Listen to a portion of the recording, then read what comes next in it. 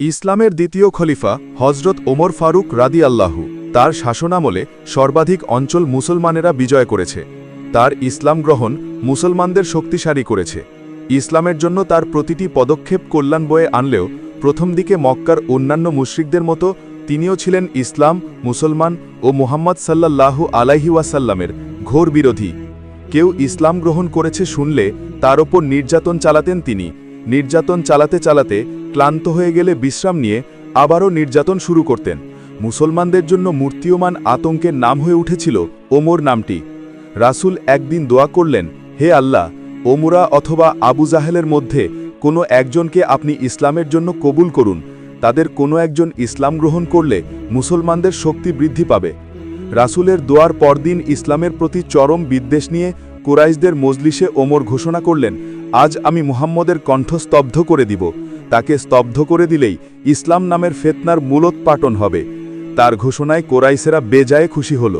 ওমর কোষবদ্ধ তরবারি নিয়ে মুহাম্মদ সাল্লাল্লাহু আলাইহি ওয়াসাল্লামের খোঁজে বের হলেন।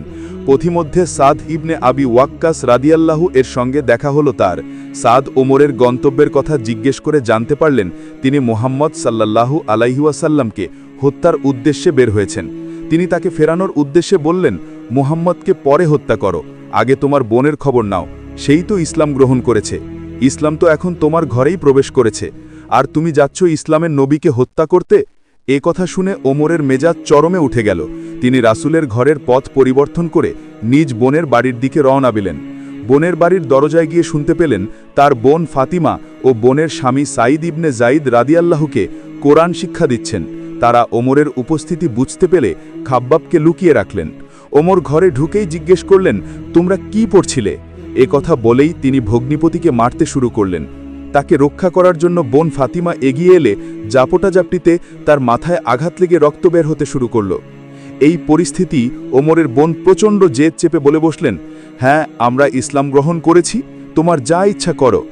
এমন বেপরোয়া জবাবে ওমর কিছুটা অপ্রস্তুত হয়ে বোনের দিকে দৃষ্টি বুলাতেই খেয়াল করলেন তার কপাল দিয়ে রক্ত ঝরছে।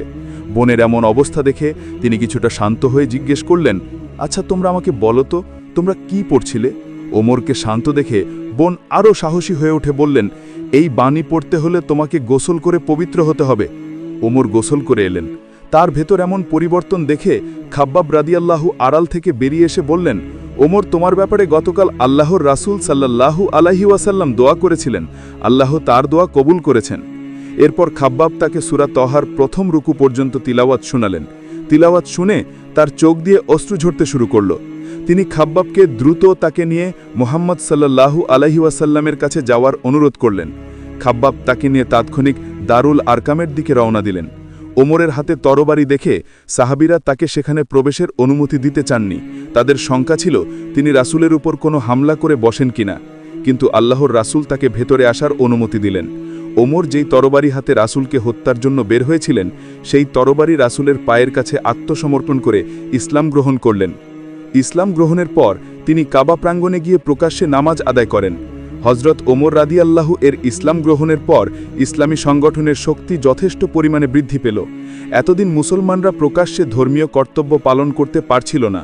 কাবা গৃহে জামায়াতের সাথে নামাজ পড়াও ছিল অসম্ভব ব্যাপার। কিন্তু হজরত ওমর রাদিয়াল্লাহু এর ইসলাম গ্রহণের পর অবস্থার অনেক পরিবর্তন ঘটল। তিনি নিজেই প্রকাশ্যে ইসলাম গ্রহণের কথা ঘোষণা করলেন। এ ব্যাপারে অনেক হাঙ্গামা হলো বটে, কিন্তু শেষ পর্যন্ত মুসলমানরা কাবা মসজিদে জামায়াতের সাথে নামাজ আদায় করার সুযোগ লাভ করল। তাদের সংগঠনও আগের তুলনায় অধিকতর শক্তিশালী সংগঠনে পরিণত হল। পরন্তু আল্লাহর দরবারে আখিরি নবী সাল্লাল্লাহু আলাইহি ওয়াসাল্লামের দোয়া কতখানি মঞ্জুর হয়েছিল তাও বিশ্ববাসী প্রত্যক্ষ করতে পারল।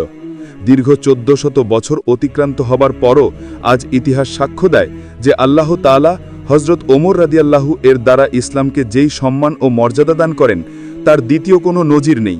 ভিডিওটি যদি ভালো লাগে লাইক কমেন্ট করতে ভুলবেন না।